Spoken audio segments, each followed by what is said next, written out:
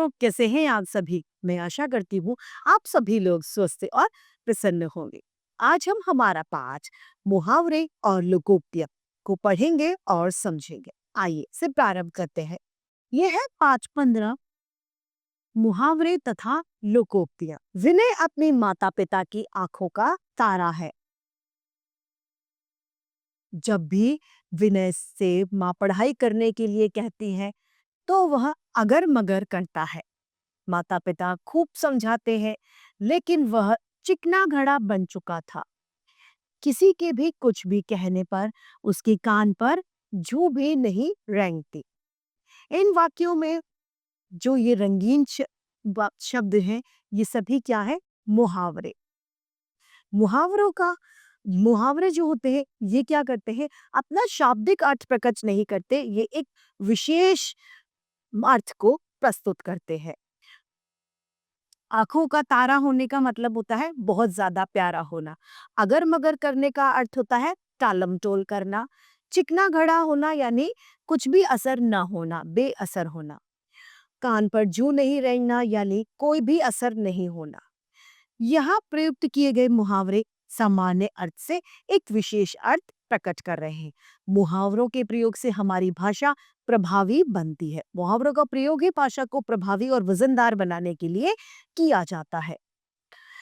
मुहावरों की परिभाषा यानी हम व्याकरण की दृष्टि से कहें तो जो वाक्यांश अपने सामान्य अर्थ को छोड़कर किसी विशेष अर्थ को प्रकट करते हैं उसे मुहावरे कहते हैं। मुहावरे एक वाक्यांश होते हैं।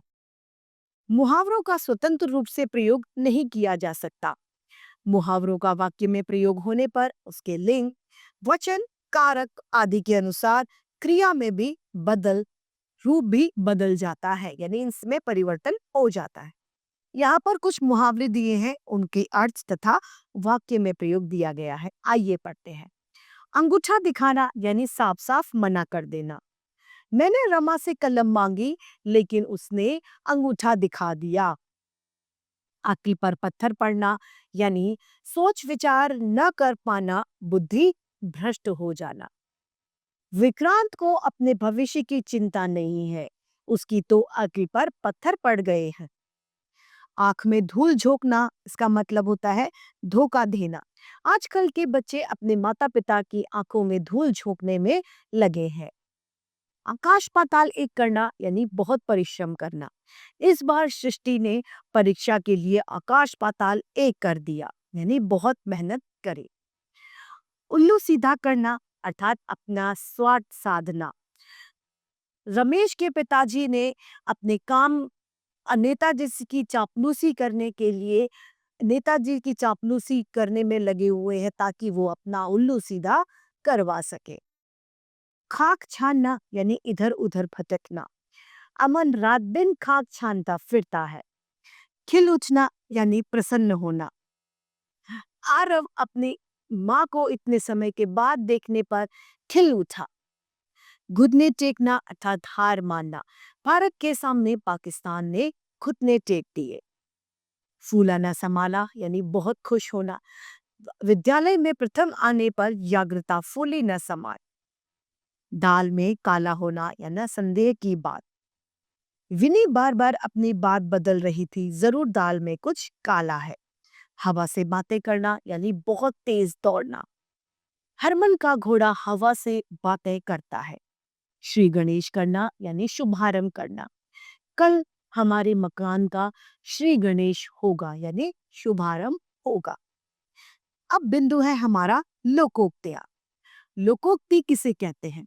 लोकोक्ति दो शब्द से मिलकर बनी है। लोक प्लस उक्ति यानी लोक ने बोले जाने वाली लोकोक्ति कहलाती है।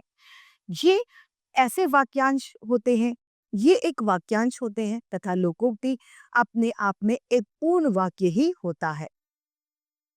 लोकोक्ति को कहावत भी कहा जाता है। आइए यहाँ पर कुछ लोकोक्तियां दी गई हैं, उनके अर्थ और वाक्य को समझते हैं। अकेला चना भार नहीं फोड़ता यानी अकेला व्यक्ति कभी भी कोई बड़ा काम नहीं कर पाता। अकेले अन्ना हजारे जैसे आंदोलन चलाने में कुछ नहीं होगा। हम सबको साथ देना होगा ताकि क्योंकि अकेला चना कभी भार नहीं फोड़ता।